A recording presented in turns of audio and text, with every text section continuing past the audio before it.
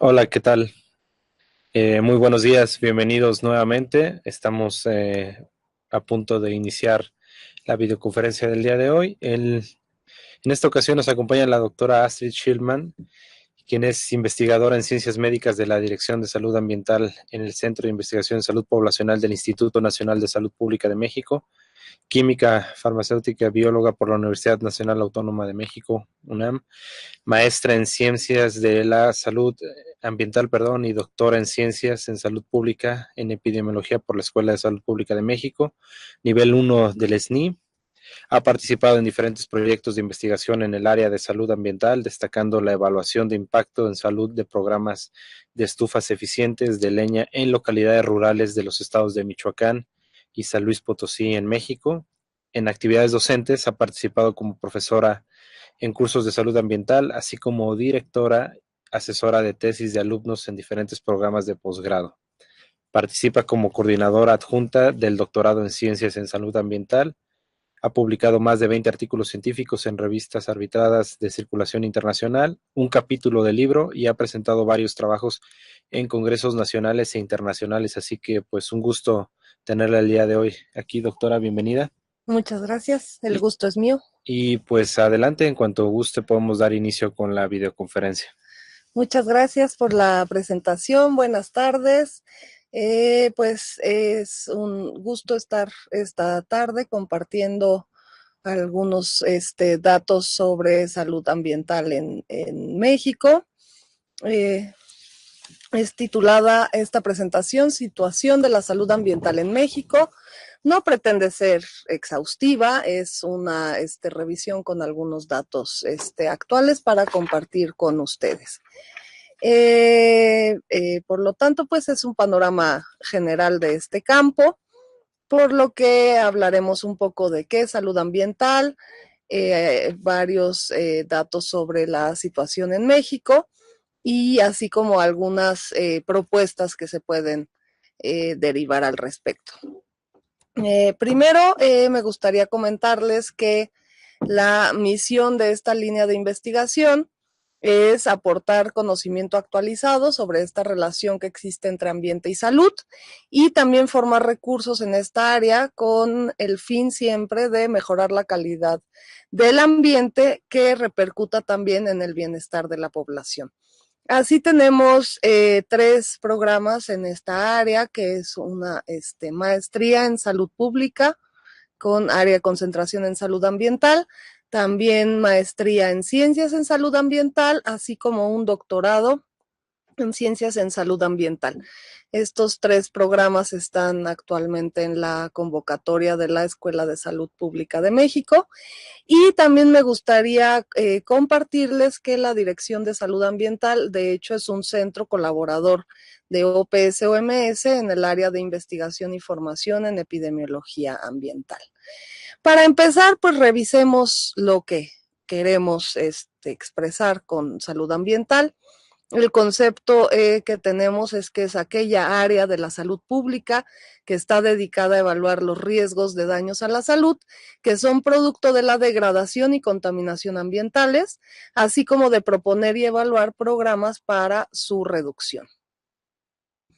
En este sentido, bueno, tenemos que la salud ambiental es un área interdisciplinaria y se enfoca al estudio y manejo de los determinantes ambientales sobre la salud poblacional en el marco de un enfoque integral y tenemos principalmente estrategias de investigación como son la evaluación de riesgos, la epidemiología ambiental, que nos proporcionan estos resultados de investigación que buscamos que puedan incidir sobre la práctica operativa y nuevamente la práctica operativa nos orienta para hacer investigación de nuevos problemas. En la práctica operativa tenemos sobre todo el control, vigilancia, fomento sanitario en esta materia de salud ambiental. Un poco de la historia, tenemos en la parte de arriba de esta línea del tiempo algunos eventos internacionales que han ido sucediendo en este periodo de tiempo. y en la parte de abajo de la línea algunos de los eventos que han sucedido en México. Muchos de ellos en respuesta, de hecho, a esta agenda internacional. Tenemos desde los principios de los 70 una reunión, una conferencia sobre donde empieza a surgir el concepto de salud ambiental, pero sobre todo se desarrolla durante la Cumbre de la Tierra, donde como resultado tenemos la Agenda 21. Algunos otros eventos, después de 20 años se lleva a cabo la Cumbre Río más 20, donde la declaración pues es el futuro que queremos. En la cuestión nacional en México lo que ha sucedido es que tenemos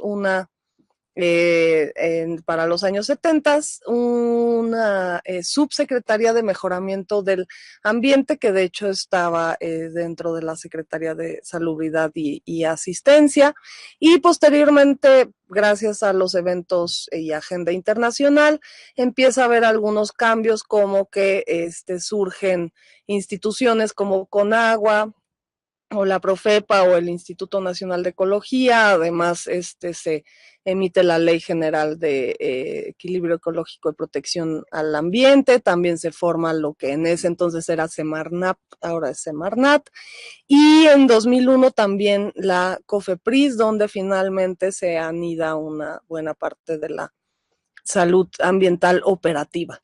En el ámbito internacional, desde el 2000 hasta el 2015, estamos en los objetivos de desarrollo del milenio, donde hay algunos importantes, bueno, incluyendo el 7, que es asegurar un medio ambiente sano y seguro, y también tenemos aspectos sobre pobreza, educación, igualdad, mortalidad infantil y materna.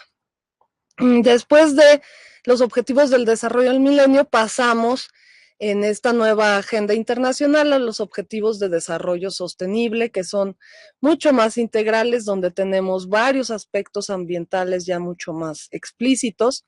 En el caso del objetivo 3, que es el de salud y bienestar, tenemos una meta muy específica para esta área, que es reducir sustancialmente el número de muertes y enfermedades producidas por productos químicos peligrosos y la contaminación del aire, el agua y el suelo. Así son estos temas los que iremos revisando un poco en la sesión del día de hoy.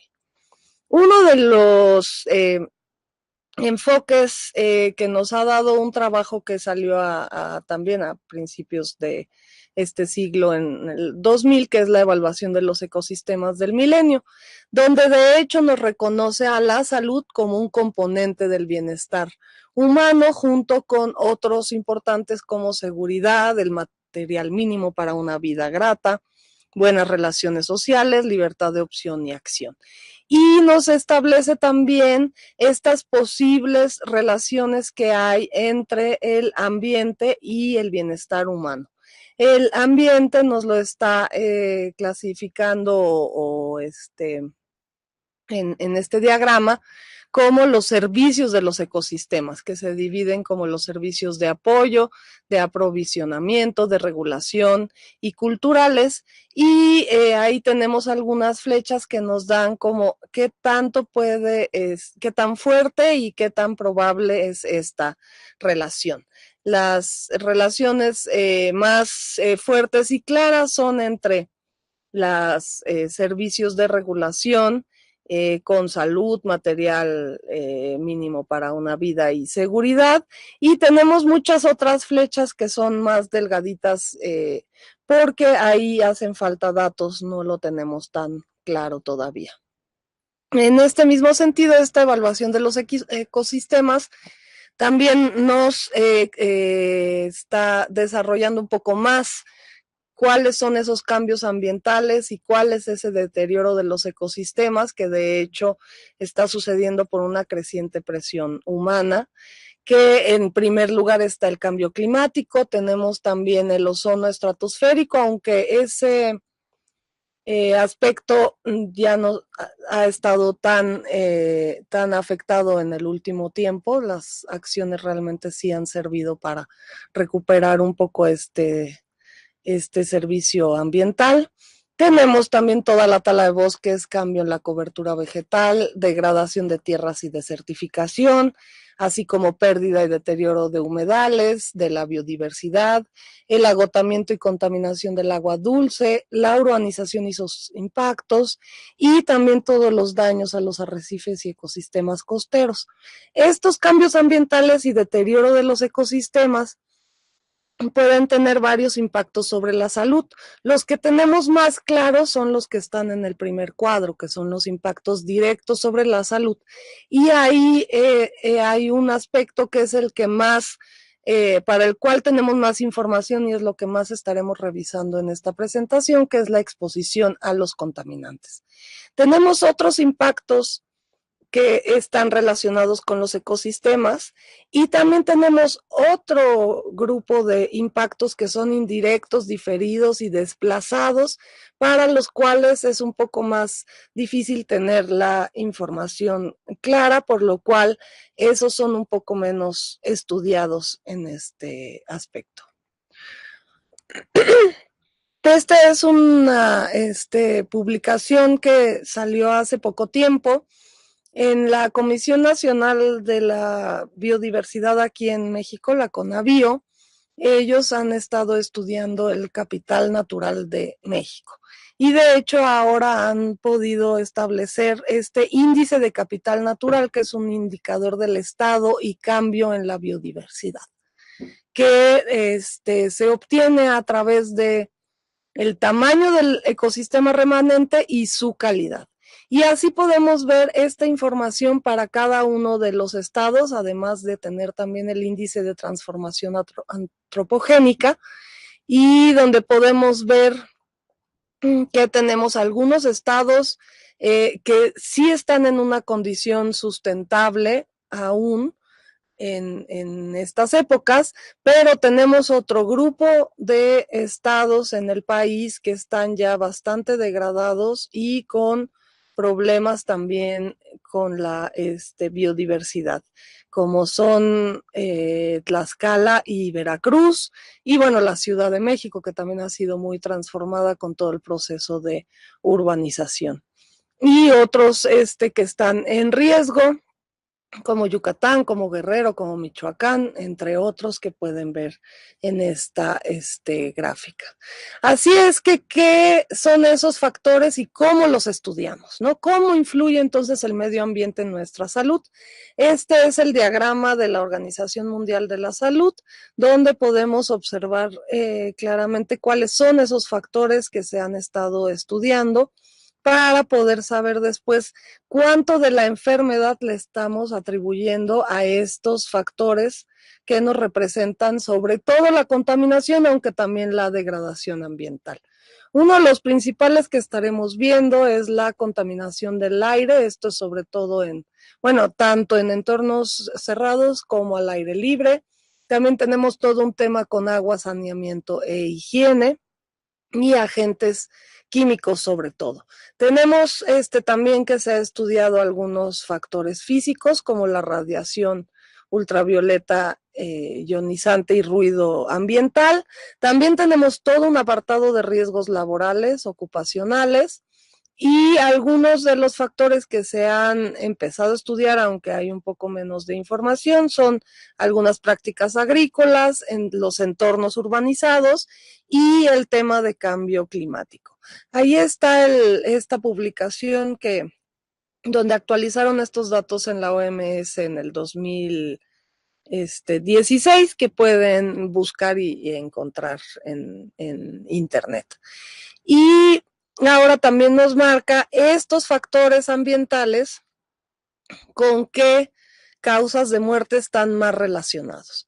Y entonces ahí podemos observar que son principalmente las enfermedades crónicas las que están en los primeros lugares, como son los accidentes cerebrovasculares, cardiopatía isquémica, y tenemos también el apartado de lesiones, cáncer y respiratorias crónicas. Y las que están en los siguientes lugares son enfermedades infecciosas, como las diarreicas, las respiratorias, también enfermedades transmitidas por vector como paludismo, otras transmisibles que son afecciones neonatales y también lesiones no intencionales. Todo este conjunto entonces representa que el 23% de toda esta mortalidad que sucede en el mundo está relacionada con el medio ambiente. Tenemos también que hay ciertas poblaciones que son más afectadas por estos problemas ambientales. Y entre ellos tenemos a los niños y también a los adultos mayores. Y también podemos observar que esta afectación del ambiente sobre la salud es más importante en países de ingresos bajos y medios, comparando con los de ingresos altos. Así es que tenemos tanto la edad y también el nivel socioeconómico que puede modificar esto, y en varios casos también el sexo puede modificar estas relaciones entre ambiente y salud. En el caso de los niños, que en estas estimaciones tenemos que se le pueden atribuir al medio ambiente, al ambiente, 1.7 millones de muertes en los menores de 5 años, y las causas por las cuales sucede esto son principalmente las infecciosas, que son infecciones respiratorias, donde están incluidas las neumonías. También en las infecciones tenemos las diarreas, pero también hay afecciones neonatales. En el siguiente lugar, las lesiones, por ejemplo, las accidentales, que son quemaduras y ahogamientos las principales, y otro tanto de esta mortalidad es por paludismo.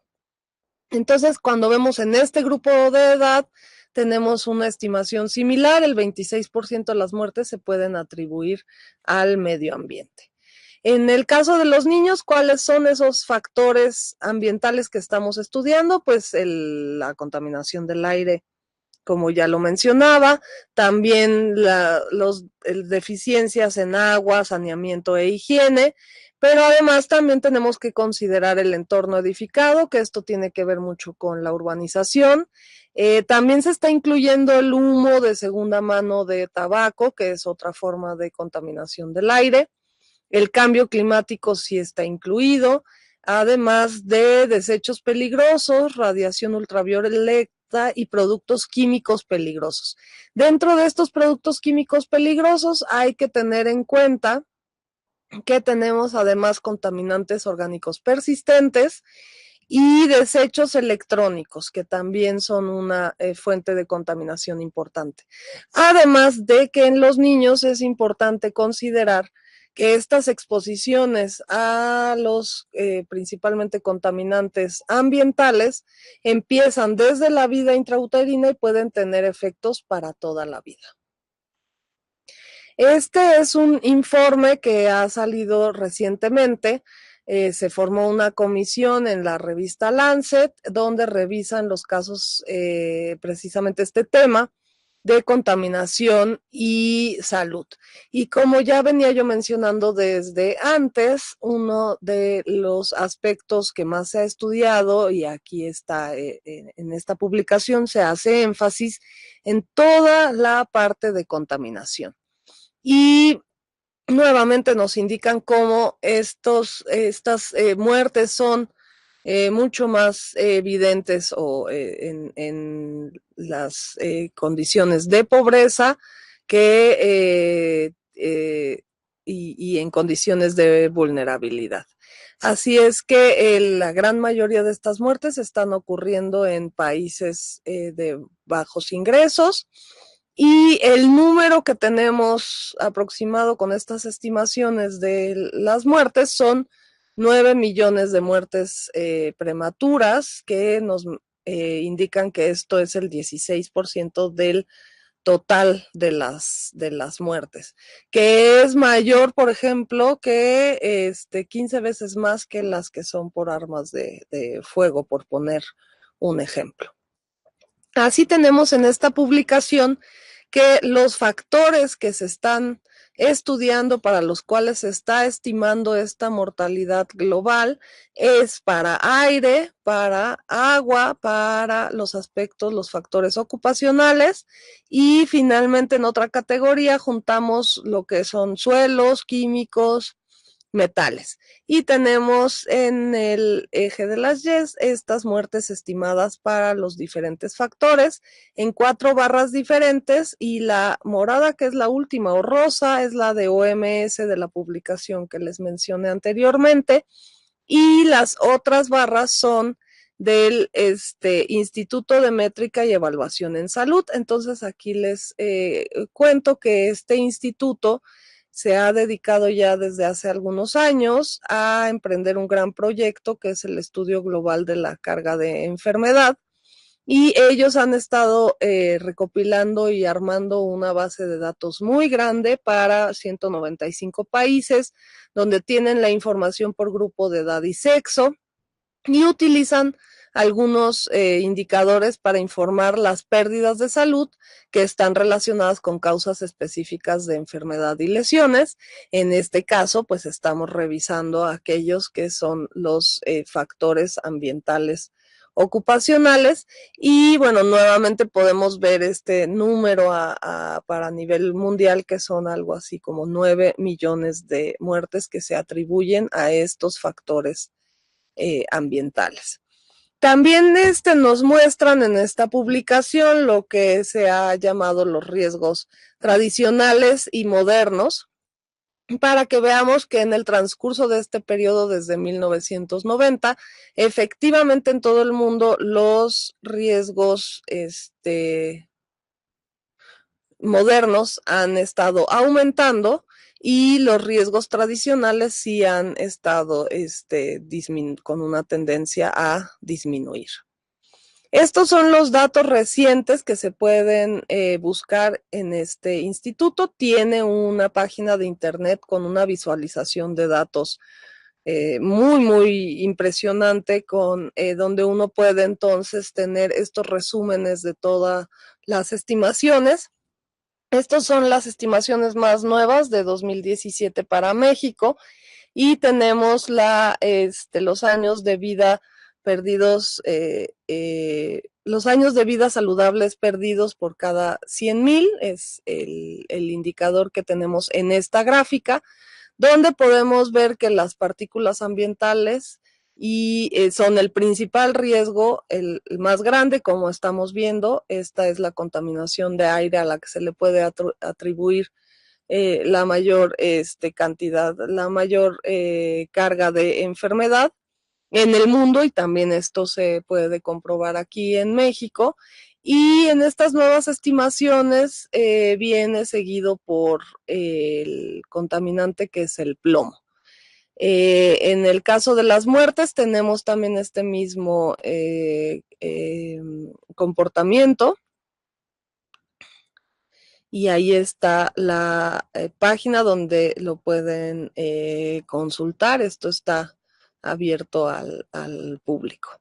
Bueno, y entonces otra publicación de la cual vamos a estar presentando algunas cosas es este estudio diagnóstico del derecho al medio ambiente sano. En el artículo 4 de nuestra Constitución nos aseguran que toda persona tiene derecho a un medio ambiente sano. Esto es para su desarrollo y bienestar, y el Estado garantizará el respeto a este derecho.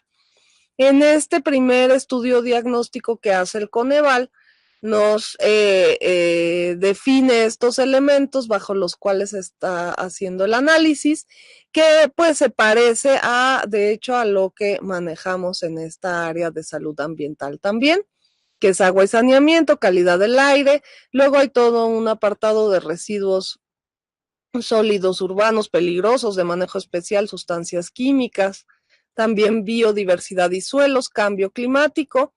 Estos últimos no alcanzaremos a revisarlos con detalle en esta presentación. Y en cuanto a los indicadores que usan, pues utilizan estos 3 atributos que son inherentes a los derechos sociales, como son accesibilidad, disponibilidad y calidad. Entonces entramos al primer apartado en particular, que es agua, que también nuevamente en el artículo 4 de nuestra Constitución nos indica este derecho al acceso, disposición y saneamiento de agua, que es para consumo personal y doméstico, que debe de ser en forma suficiente, salubre, aceptable y asequible. Y así también nos establece la participación de los 3 órdenes de gobierno y la sociedad misma para garantizar este derecho. Entonces acá tenemos una de esas características de la salud ambiental que es interdisciplinaria, donde claramente podemos encontrar la relación con los, en este caso particular, de derechos humanos al medio ambiente sano. Así que pasa con el agua en nuestro país. Tenemos por un lado este mapa donde podemos ver la disponibilidad natural media per cápita. Cuando esto lo vemos para todo el país, pareciera que no tenemos problemas, pero cuando lo vemos ya para las regiones en particular, vemos que tenemos el centro y el norte del país ya con un problema de escasez de agua, mientras que el sur del país sí tiene una disponibilidad muy alta. Acá me gustaría que vieran para otra lámina después dónde está la región en las que se divide para fines administrativos. La región 8 es Lerma Santiago Pacífico, por ejemplo, y la región 4, que es el Balsas. Esto está en el centro del país. El Balsas, por ejemplo, no tiene estrés hídrico, el Lerma Santiago tampoco, pero ahorita veremos que sí tienen problemas de contaminación. En la Ciudad de México ya hay una disponibilidad extremadamente baja, o sea, ya hay una escasez absoluta de agua, de hecho, y también en el norte, como podrán ver, donde está en la región del Río Bravo, también ya hay una escasez crónica de agua y hay otras regiones importantes que ya están en el límite para el estrés hídrico. Bueno, aunque esta no se ve tan clarita, pero bueno, alcanzan a ver el 8 y el 4 que les mencionaba yo, que son las regiones de el Lerma. Este es un indicador de calidad del agua superficial, o sea, es decir, la que está en los ríos principalmente, y pueden ver que esta demanda química de oxígeno nos indica la materia orgánica que está ocasionada precisamente por descarga de aguas residuales en general. Y podrán ver cómo en el centro del país está concentrado sobre todo los colores de aceptable, pero también de contaminada y fuertemente contaminada. Entonces, por un lado hay escasez y por otro lado, si hay agua, puede que esté bastante contaminada. ¿Por qué? Porque hay según estos datos de estadísticas del agua de Conagua, tenemos 2.526 plantas operando en el país que están tratando el 63% de las aguas residuales municipales, que son las que están en el sistema de alcantarillado. Y eso sí, las plantas realmente están funcionando como deberían. Pero además tenemos también toda una serie de emisiones de aguas residuales de la industria, donde de hecho no tenemos el total. Así es que solo tenemos el dato, ¿no?, de lo que se está tratando, pero no sabemos cuál es el porcentaje porque no tenemos el total. ¿Y esto por qué nos preocupa en el tema de salud? Porque tenemos claramente varios tipos de enfermedades relacionados. Los principales son los de hidrotransmisión, que son las enfermedades diarreicas en general, donde el patógeno, que es una contaminación biológica, es ingerido en el agua, razón por la cual se lleva a cabo la cloración del agua de bebida a nivel municipal. Tenemos otro tipo de rutas de transmisión, ¿no? Donde, por ejemplo, los vectores relacionados con el agua también son importantes. Y así tenemos que los indicadores que se han usado principalmente para esta situación son agua entubada y drenaje. Entonces vamos primero con agua entubada. Cuando vemos nuevamente el indicador a nivel nacional, tenemos arriba de 94%, pero cuando esto ya lo desagregamos a otros niveles, podemos ver que hay un contraste grande entre lo que hay en los ambientes urbanos contra lo que hay en los ambientes rurales. Y si nos vamos además a hacer la diferencia de población indígena o no indígena, vemos que puede haber contrastes enormes.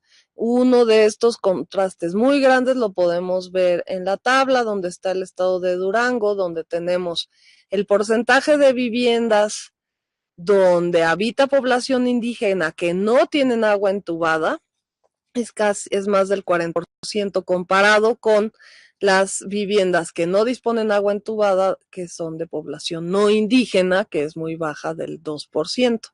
Y ahí podrán ver otros estados donde se encuentran estos contrastes bastante altos. Pero bueno, no basta con tener agua entubada, sino que también el agua para beber debe de estar desinfectada o clorada. Y ahí también nuevamente podemos ver que el nivel nacional es bastante alto, es arriba de 97%, pero otra vez cuando vamos a desagregarlo a nivel de los estados, podemos ver que en Yucatán y en Chiapas esta cloración es mucho más baja que el nivel nacional. Y además que también saben, bueno, tenemos, ¿no?, esta información de que en México no se confía mucho en el agua para beber que viene entubada, y entonces hay un 70% a nivel nacional que de hecho consume esta agua, pero de garrafón. Y mucho menor la proporción de la población que lo toma directamente de la llave de la red pública. Y esto es con esta intención de tener un agua de mejor calidad, pero bueno, no siempre tenemos también esa información de cómo viene esa agua de garrafón, realmente qué otro tratamiento tiene para que sea de mucho mejor calidad.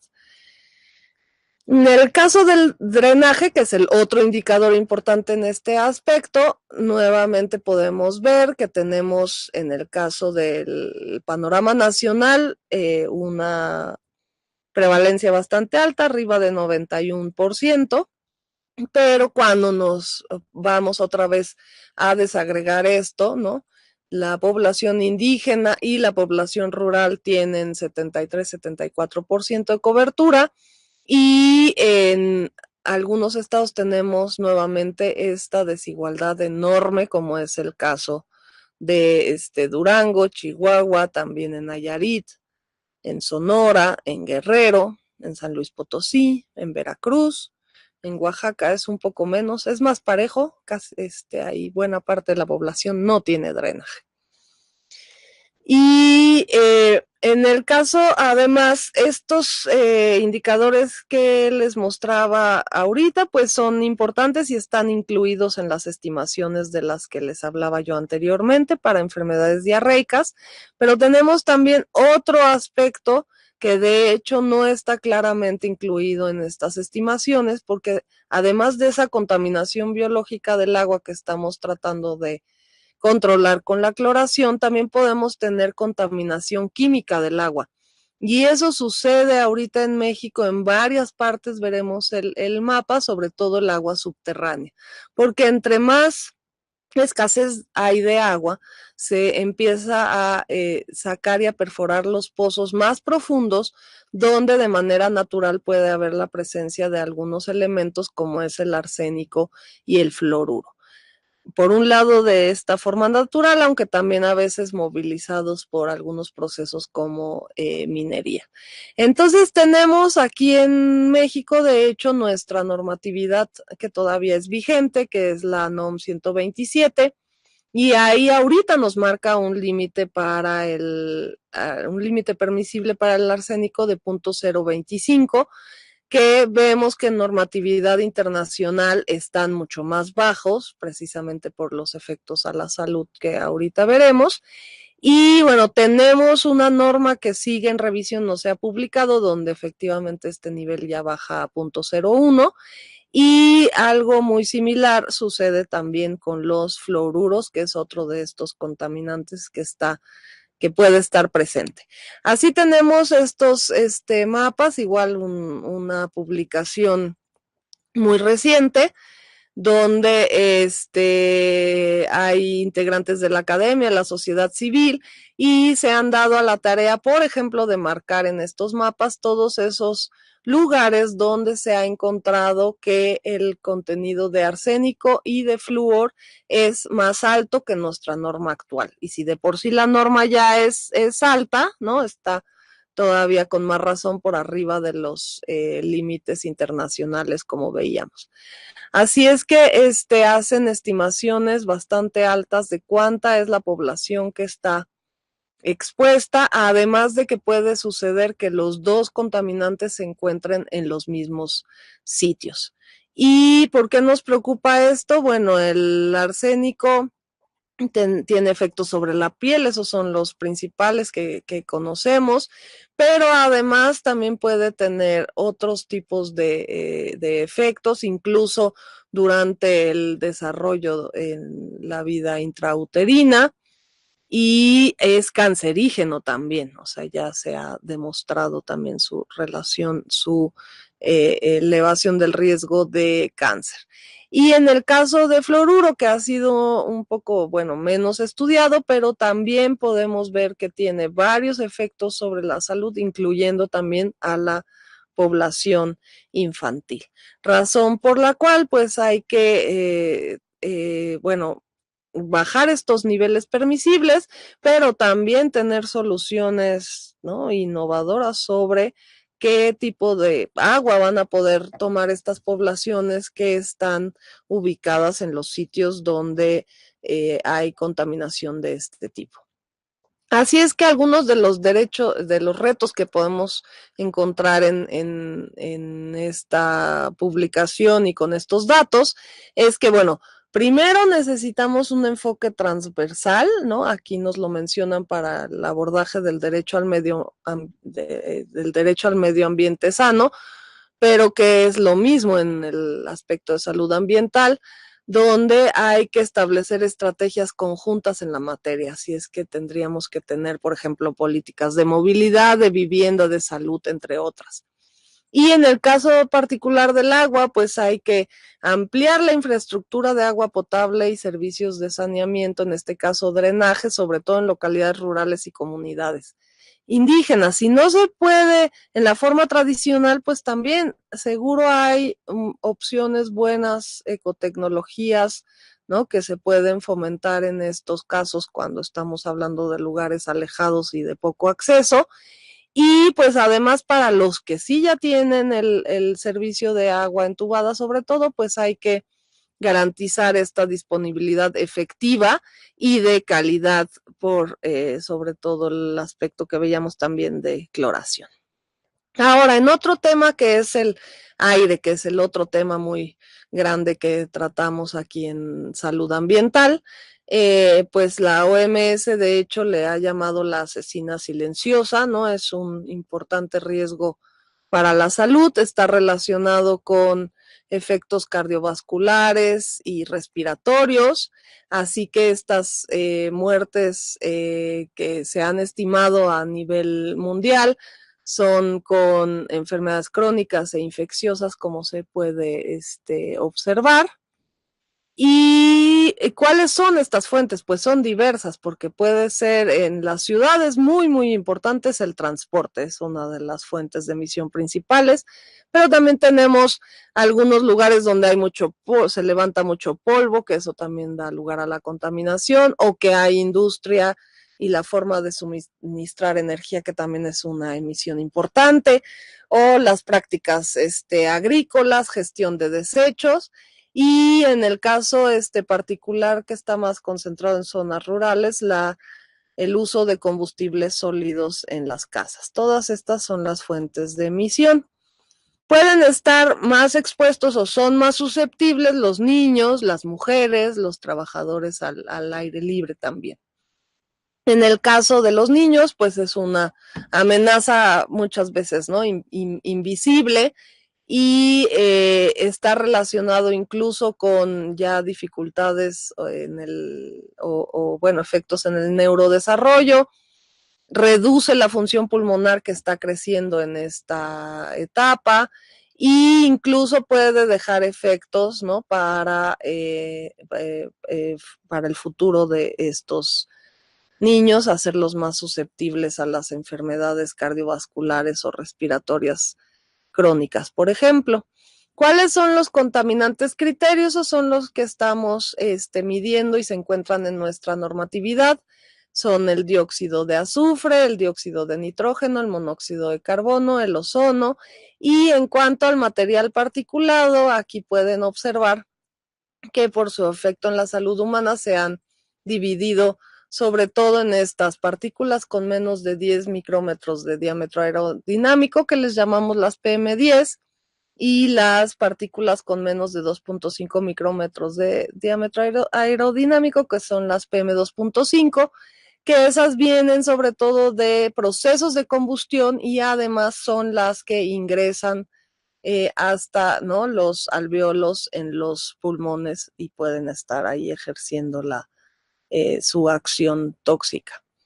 Tenemos las normas, que varias se han ido revisando, aunque hay un rezago con otras normas que esperemos que ahora se estén revisando y actualizando los límites máximos, como es el caso del monóxido de carbono o el dióxido de nitrógeno, que tienen ya bastante tiempo de haber sido publicadas.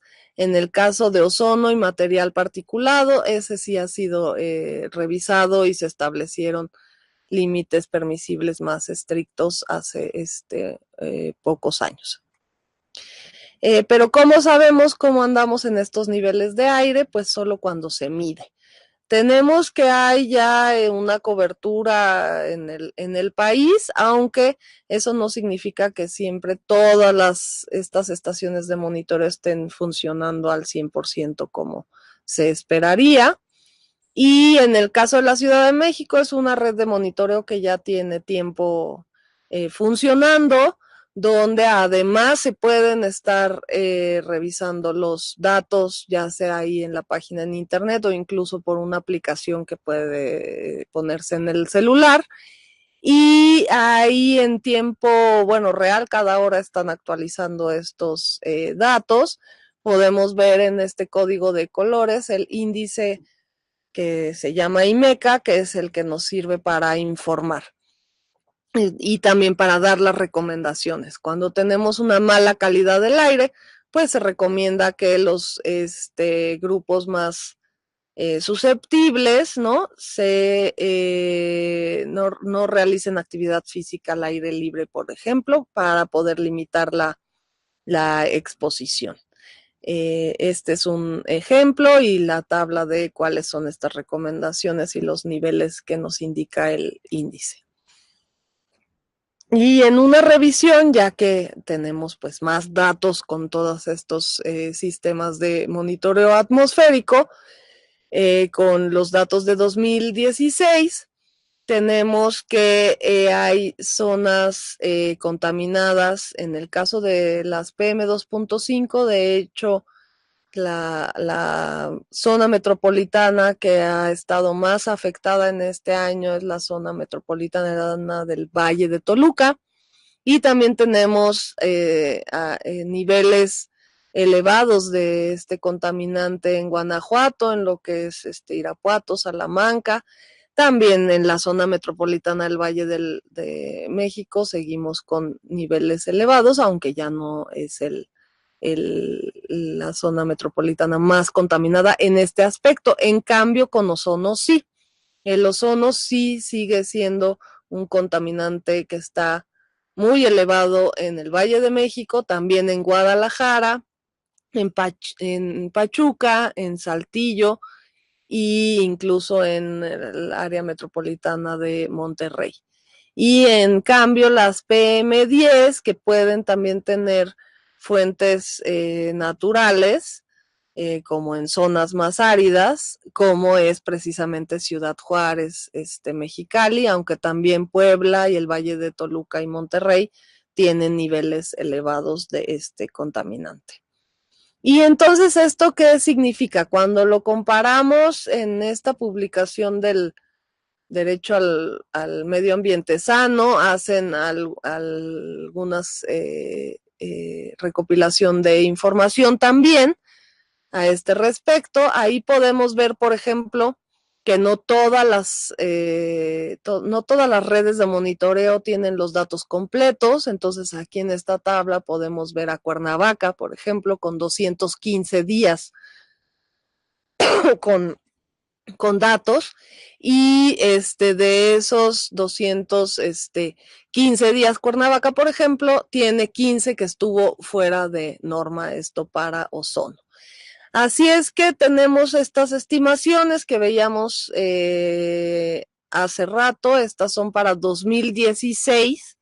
En todo el país tenemos algo más de 30,000 muertes que le podemos atribuir a esta contaminación del aire, y el ozono es una proporción de aproximadamente 1,654 de estas muertes, y pueden ver también algunos datos que se presentan por estado de la República para ozono. Y esto mismo lo podemos ver para el contaminante PM2.5.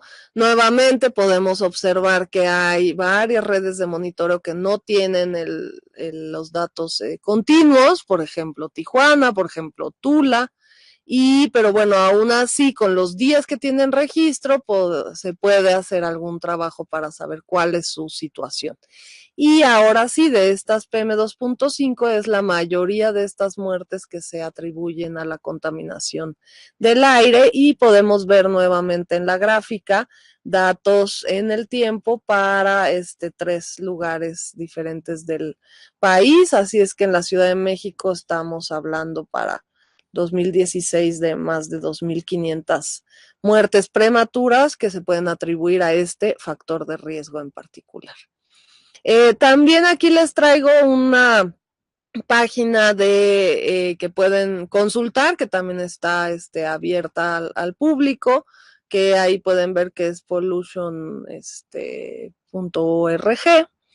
Y se alimenta también de los datos que liberan y que ponen a disposición estas redes de monitoreo, aunque no tenemos como un control de calidad, y por ejemplo puede ser que no tengan datos completos y por lo tanto no cumplan las especificaciones, ¿no? Que incluso se marca en la norma, ¿no? La suficiencia de datos para poder tener una situación, un diagnóstico, ¿no? Más claro de la calidad del aire. Pero bueno, sí es un buen material de consulta y que nos puede dar ¿no? información al respecto.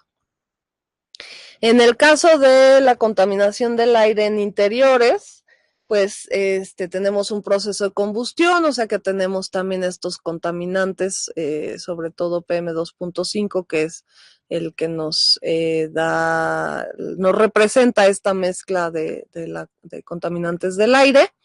Y en México sí tenemos bastantes zonas, ¿no? Sobre todo las rurales e indígenas, donde están utilizando aún leña para cocinar, y por lo tanto tenemos seguramente niveles altos, aunque aquí pues no, en esas zonas rurales no tenemos un sistema de monitoreo, tenemos muy pocos datos, ¿no? Hasta ahora. Realmente lo que tenemos es la información del censo, donde nos dice cuánta es esta población que utiliza estos combustibles. Y nuevamente en este diagnóstico nos hacen una diferencia con población indígena, pues podemos ver que justo este uso de leña está muy relacionado con la población indígena es la que más lo usa aquí en el país, y también algunos datos sobre la mortalidad en esos estados donde principalmente se concentra la población que utiliza leña. Estamos hablando de por ahí de un 4% de las muertes cuando vemos el total para México en esta serie de los años. Pues porque el problema es que normalmente se usan fogones tradicionales, estos son muy versátiles, están muy adaptados a la cocción, pero pues tienen un alto consumo de leña y mucha contaminación por humo, y algunas de las tecnologías que se han utilizado para sustituir o tratar de disminuir estas emisiones son las estufas de leña eficientes, que aquí vemos algunas de ellas. ¿Qué niveles hay cuando ha habido algunos estudios? Pues altísimos, ¿no? Si estábamos hablando hace rato de concentraciones de PM mucho más abajo de 100, aquí podemos de repente encontrar incluso concentraciones de 500, y sobre todo en la cocina, que es donde está la emisión principal, aunque también eso se va a ir al exterior. Así tenemos en este caso algunas recomendaciones que la misma OMS ha establecido, estas guías de calidad del aire en interiores, ¿no? Donde tenemos estas metas para reducir emisiones y pues tener un acceso de los hogares a fuentes de energía menos contaminantes. Algunas soluciones que también nos propone OMS, bueno, pues hay que trabajar y hacer intervenciones en los sistemas de transporte, ¿no? Tener sistemas de transporte público que realmente se puedan usar para desincentivar el automóvil particular. También, bueno, en el sentido de los combustibles, pues es proporcionar acceso universal a combustibles y tecnologías más limpias, ¿no? Construir ciudades, esto es en el aspecto urbano, pero construir sus ciudades más verdes y compactas, ¿no? Donde haya mayor rendimiento energético. También hay que pensar en las otras fuentes de emisión, ¿no? Como reducir incineración de desechos agrícolas y también incendios forestales, que pueden ser una fuente de emisión, y mejorar en general la gestión de los desechos, que también luego se están quemando. Y pues en general sería también ir transitando hacia un cambio en la matriz energética con energías más renovables, que también son más limpias. Así es que las acciones que se puedan tomar para solucionar y atender estos problemas, pues de hecho se pueden relacionar bastante bien con los objetivos de desarrollo sostenible, ¿no? Entonces, de hecho, hay un objetivo específico para energía asequible y no contaminante, hay un objetivo específico de acción por el clima, hay uno para la industria, innovación e infraestructura, ciudades y comunidades sostenibles, y también esto está relacionado con el fin de la pobreza, la igualdad de género, reducir las desigualdades, ¿no? Y pues todo esto tiene que ir de la mano de una producción y consumo más responsables. En el caso de las sustancias químicas, que es el último apartado que tocaremos ahora, esto no es una presentación exhaustiva, sino de varios casos y ejemplos que se reúnen en esta área.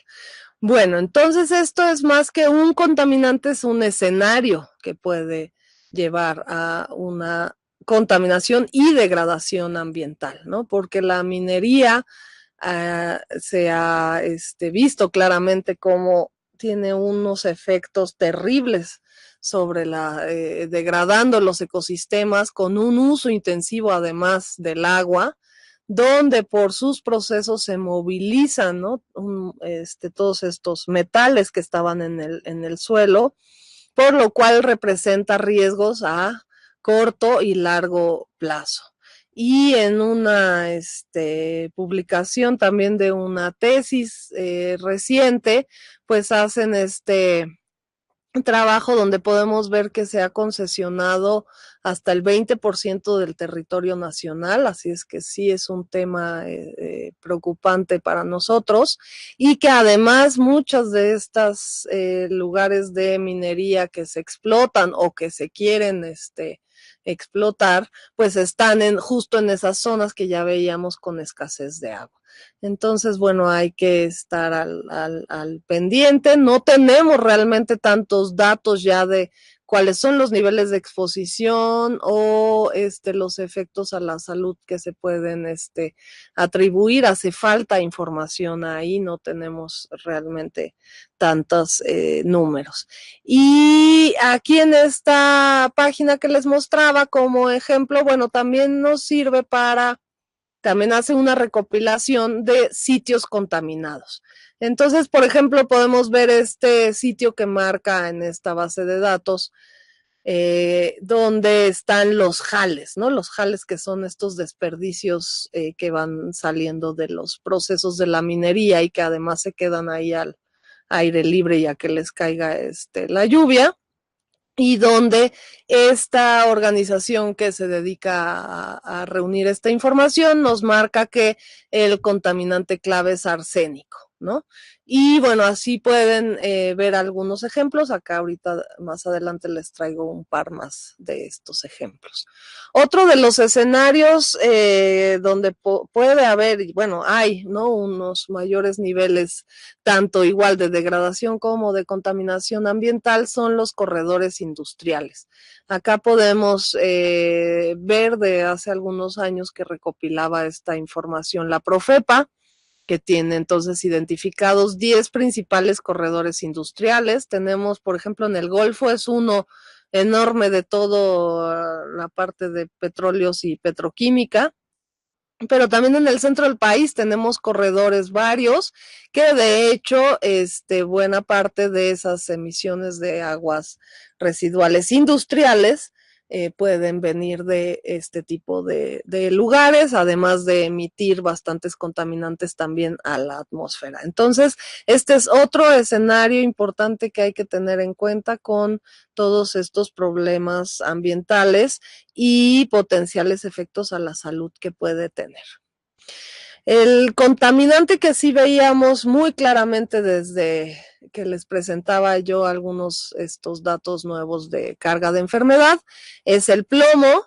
El plomo, de hecho, está presente, ¿no? En varias, puede estar presente en varios medios y entonces la población puede estar expuesta tanto por inhalación, por vía oral con productos que contienen plomo y agua y alimentos que también están contaminados por plomo, y con además, ¿no? Suelos contaminados o pinturas que todavía tengan el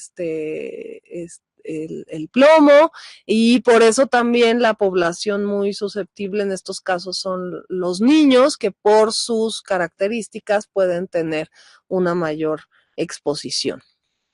Aquí, bueno, en México, una de las fuentes más importantes a plomo es la losa de barro vidriada. ¿Por qué? Porque en este proceso del esmalte se le ha agregado plomo, y cuando tenemos agua o alimentos, sobre todo los ácidos, este plomo se libera y queda entonces en los alimentos, siendo una fuente de exposición importante. Así, en este mapa que trae varios ejemplos, incluye también el plomo debido a la losa de barro vidriado. Aquí, por ejemplo, es un sitio de Michoacán, y el contaminante clave pues es precisamente el plomo, y acá en el texto nos menciona que de hecho hay programas de barro sin plomo, que esa es una de las intervenciones para este posible problema, aunque no sabemos o tenemos una evaluación clara de qué tanto impacto han tenido estos programas. ¿Qué efectos tenemos con el plomo? Bueno, pues afecta el cerebro, los riñones, el hígado, la sangre, el sistema reproductivo, y es una preocupación en el caso de las mujeres embarazadas, donde el plomo puede fácilmente pasar, ¿no?, al feto, y se ha visto claramente que tiene efectos en el neurodesarrollo. En México tenemos una norma, de hecho la NOM 199, que también hace poco se ha actualizado este nivel de plomo para la acción que se le llama en esta norma, bajándolo de 10 a 5 microgramos por decilitro. Este es un repaso nuevamente del plomo, que puede estar, ¿no?, como decíamos, en todos los medios y causar todos estos daños. Ahora, otro tipo de contaminantes es otro ejemplo de esta página. Aquí pueden ver, esto es aquí en Morelos, es en la localidad de Alpuyeca, en el municipio de Xochitepec, y ahí, ¿cuál es el problema que tienen ahí registrado? Es que tienen un tiradero, ahí les enterraron PCBs. PCBs son los bifenilos policlorados y son compuestos orgánicos persistentes. Entonces, estos compuestos orgánicos persistentes, empezó todo con esta docena sucia, que les llamaron, que son los que están ahí enlistados, son altamente tóxicos para humanos y el ambiente, y además se acumulan y se biomagnifican, y por estas características han llegado a las partes del mundo incluso donde nunca los han usado. Son compuestos halogenados, en su mayoría son organoclorados y son muy estables, por eso son persistentes y tienen alta movilidad. Entonces, ese problema, aunque aunque hayan enterrado esos residuos desde hace muchos años, ahí seguirá porque justo tiene ese problema de persistencia.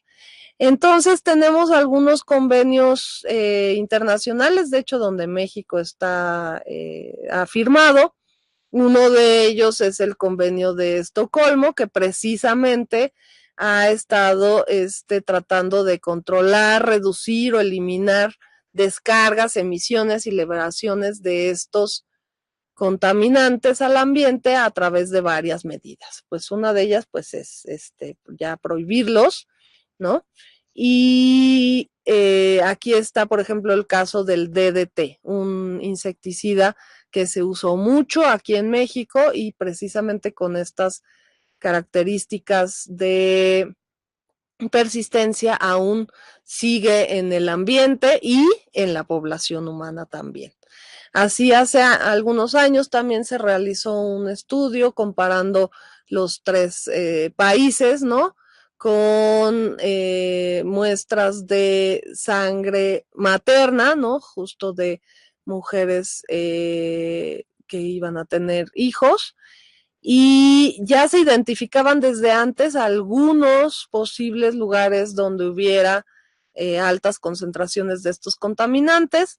Aquí podemos ver que también se incluyó plomo, aunque no fuera un COPS, sino como un contaminante aparte, donde en estos datos sí se puede observar claramente que el plomo, los niveles de plomo están más elevados en México comparando con los otros dos países, y el de abajo que dice PPDDE es un metabolito del DDT, o sea que son los niveles que quedan también de DDT, donde también México tiene estos niveles mucho más altos que en los otros países. Y el último contaminante que les quiero platicar en esta ocasión es el mercurio. El mercurio es otro metal que de dónde se puede liberar, pues puede ser desde centrales de carbón, que son termoeléctricas en muchos casos, en la minería artesanal del oro, en los termómetros, hasta en las amalgamas dentales también estaba presente todavía hace tiempo o sigue presente, en las pilas y baterías, en bombillas.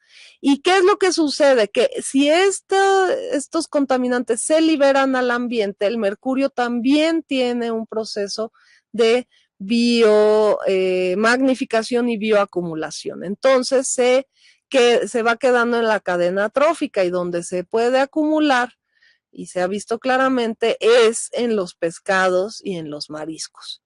Y entonces esa es la fuente más importante, o más bien más tóxica, porque ahorita podemos ver aquí, cuando se inhalan los vapores, sí hay una absorción alta de más de la mitad. En cambio, cuando se ingiere el mercurio, pero elemental en forma del metal, se absorbe muy poquito, del 2 al 7%. Pero en cambio, cuando este mercurio ya ha sido transformado y se acumula en el pescado como metilmercurio, se absorbe el 100% y además tiene unos efectos tóxicos en, otra vez, varios sistemas, ¿no? Desde efectos neurológicos, problemas cardíacos, renales y daños en la piel. Y por estas razones es que, bueno, por un lado aparece aquí en nuestro mapa de ejemplos también. Por ejemplo, aquí tenemos el lago de Chapala, que es parte de la cuenca del Lerma-Santiago, que les comentaba yo desde el principio de la presentación. Y bueno, ¿qué nos menciona aquí? Que el contaminante clave es el mercurio y precisamente que el mercurio que se ha liberado en el agua ha llegado a el lago, digo, entre los otros cuerpos de agua, y es acumulado en el pescado. Y entonces la población que se está pues alimentando de este pescado que crece en el lago de Chapala tiene una mayor exposición a este mercurio. También tenemos, por ejemplo, que se ha encontrado porque no es un análisis que se haga de rutina, sino que en estos casos, cuando hay investigaciones más específicas, también en la cuenca del Coatzacoalcos se ha visto que hay niveles elevados de mercurio en el pescado y en los pescadores. Y de hecho, por todas estas características, se ha establecido también otro convenio internacional del cual forma parte México, que es el convenio de Minamata. Entonces, este convenio, pues precisamente quiere proteger del mercurio tanto a los seres humanos como al medio ambiente, y por lo cual hay acciones también claras, como de ir eliminando gradualmente termómetros y demás instrumental con mercurio, y reducir, por ejemplo, las amalgamas con mercurio, ¿no? Y proteger a la población que está más expuesta. En el caso de cambio climático, tenemos que recientemente se ha incorporado el sector salud a este tema.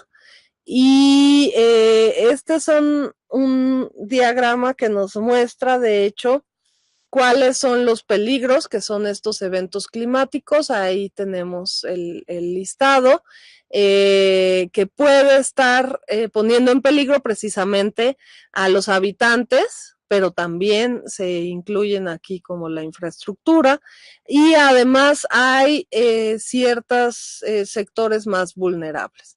Entonces, de hecho es el diagrama que se preparó y que se puede revisar con más detalle en la Estrategia Nacional de Cambio Climático. Esta es la visión 10-20-40, y de por sí, pues México es uno de los países más vulnerables ante estos efectos, tanto por su ubicación geográfica como por sus características sociales. Y acá tenemos una revisión de cómo por diferentes vías el cambio climático puede estar afectando a la salud. Entonces tenemos algunas vías que de hecho están muy de acuerdo, o bueno, van de la mano con la calidad del aire, porque lo que se esté emitiendo de gases de efecto invernadero también seguramente está emitiendo contaminantes al aire. Entonces ahí hay intervenciones que si actúan sobre esas fuentes de emisión se podrían obtener beneficios en ambos temas, ¿no? También tenemos toda la parte de agua por que termina con un efecto sobre las enfermedades transmitidas por vectores, ¿no? Y además, pues, estos factores de vulnerabilidad que veíamos en el otro diagrama que pueden modificar estos efectos.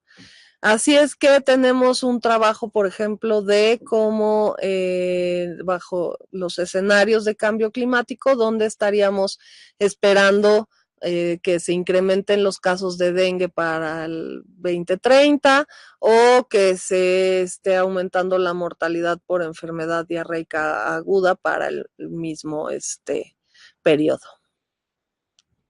También tenemos trabajos donde claramente se ve el efecto de la temperatura en la mortalidad. Entonces ahí el tercer país que pueden ver es México en esta gráfica y tenemos que las cajitas azules nos están mostrando la diferencia que puede haber en mortalidad por el cambio de temperatura, pero hacia el frío, en contraste con el efecto que también tiene la temperatura, pero en calor, ¿no? Entonces, los dos extremos tienen efectos sobre la mortalidad tal como se puede observar en esta figura.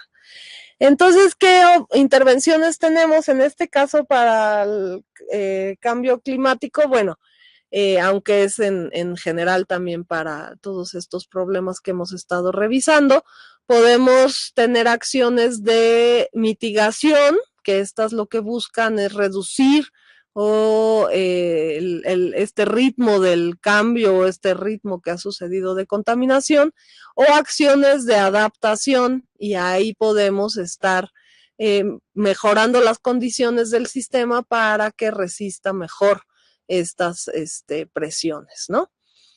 Pero generalmente vamos a ver que todas estas opciones de respuesta están fuera del sector salud, ¿no? Son acciones que pueden ser legales, económicas, financieras, sociales, conducta, tecnológicas, cognitivas, una gran variedad, pero muchas de ellas van a estar fuera del sector salud y esta es la razón por la cual necesitamos tener una visión interdisciplinaria, multisectorial para atender todos estos problemas. Entonces, bueno, ¿qué está pasando en el tema de gobernanza? Pues bueno, dentro de este contexto específico que tenemos político, social, económico, necesitamos que estén involucrados los actores desde gobierno, academia, pero también el privado y la sociedad civil, con principios claros que son de transparencia, rendición de cuentas, legalidad, responsabilidad, liderazgo. Y esto puede suceder en espacios formales o informales. Y como parte del plan, los planes nacionales de desarrollo, nuestra propuesta sería que también existiera un plan nacional de salud ambiental que nos permitiera, ¿no?, poner en un solo lugar todas estas políticas públicas que podrían tener un efecto, como ya mencionaba, muy importante que sean multi e intersectoriales, bajo pues nuestro marco legal. Y en este Plan Nacional de Salud Ambiental se podrían estar delineando las estrategias, pues que son todas estas medidas de intervención, ya sea que sean reglamentarias o muchas de ellas voluntarias. Así es que las propuestas van en este sentido, ¿no? De revisar y actualizar este modelo de gestión que tenemos en salud ambiental. Hay que actualizar el diagnóstico. Acá pues les presenté varios datos, pero como habrán visto vienen de varias fuentes y hay muchos otros que nos faltaron y que habría que incluir. Entonces este diagnóstico es necesario actualizarlo. ¿Y por qué? Pues porque necesitamos establecer prioridades a todos los niveles, ¿no? Para al final fortalecer la capacidad de respuesta institucional y también social. Así es que hay que fortalecer un sistema de monitoreo y vigilancia en salud ambiental y además tenemos varias preguntas todavía pendientes, ¿no? Donde habría que promover proyectos de investigación para cerrar estas brechas de conocimiento y pues muy importante en todos estos casos una evaluación periódica y sistemática de este avance para fomentar además una efectiva comunicación y rendición de cuentas para este tema. Y bueno, entonces ya para terminar, algunas de las conclusiones que podemos tener de todo este campo de la salud ambiental es que, bueno, claramente la salud de las poblaciones humanas, y no solo la salud, sino el bienestar que veíamos que podemos, de hecho, verlo en este sentido más amplio, es altamente dependiente de la salud de los ecosistemas y del planeta en general, ¿no? Y así que si conservamos, restauramos ecosistemas, seguro que habrá un efecto benéfico en la calidad de vida. Y de hecho, este es un tema transversal en todas las metas del desarrollo sostenible. Y de hecho, ahorita también hemos visto que los riesgos e impactos del deterioro ambiental necesitarían una mejor cuantificación para hacerlos más visibles y manejarlos, porque hemos estado muy enfocados a la contaminación, que no es que no sea importante, que claro que es importante, pero esta parte de degradación ambiental, ¿no? A lo mejor no ha quedado tan visible. Y pues que es necesaria la formación de recursos humanos en esta área, y ya les presentaba yo, aquí les pongo los programas con los que cuenta el Instituto Nacional de Salud Pública en salud ambiental, donde son pues muy bienvenidos todos para formar los profesionales o los investigadores en esta área. Y pues para finalizar, también que nos pueden seguir en Facebook ahí para tener algunas noticias. Y muchas gracias por su atención. Gracias, doctora. Pues estamos en esta última etapa de la videoconferencia, así que procedemos. Si hay algunos comentarios o dudas, este es el momento para compartirlos. Está el chat disponible para todos los compañeros y colegas que se han conectado el día de hoy y pues esperamos ahí sus comentarios y preguntas, por favor. Daremos un par de minutos para empezar a recibirlos y responderlos conforme vayan apareciendo en el chat. De acuerdo, muchas gracias. Gracias. ¿Tienen algunos comentarios, dudas? Si quiere podemos complementar un poquito sobre los programas de posgrado que ofrece el instituto, en lo que los compañeros nos escriben, algo así como el perfil de ingreso, los periodos en los que pueden participar, etcétera. Ok, vamos a ver. Entonces, ahorita está abierta la convocatoria, de hecho.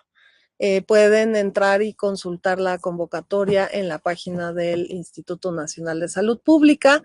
Y bueno, en el caso de las maestrías, tenemos 2 maestrías en el área de salud ambiental.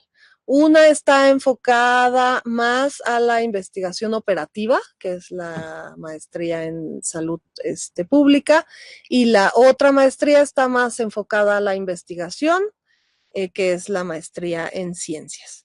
En ambas maestrías, de hecho, al ser salud ambiental un área interdisciplinaria, hay la participación de médicos, pero también la participación de muchas otras profesionales tanto de la salud, aunque también tenemos a ingenieros, por ejemplo, químicos, ambientales, ¿no? en el campo de salud también hay químicos, o sea que el perfil de ingreso no se restringe solamente a los profesionales médicos, sino está más amplio, ¿no?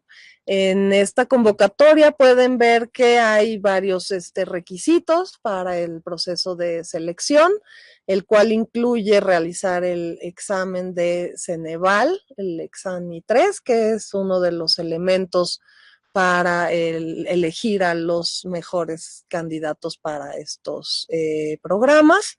En el caso del doctorado, que es en ciencias, que también está muy enfocado a la investigación, bueno, ahí sí, para un doctorado ya se pide que vengan con una maestría realizada, ¿no? Ya graduados de una maestría, pero que nuevamente puede ser del área de la salud o puede a lo mejor, dependiendo de los casos, pues también ser una maestría de alguna otra área ambiental, ¿no?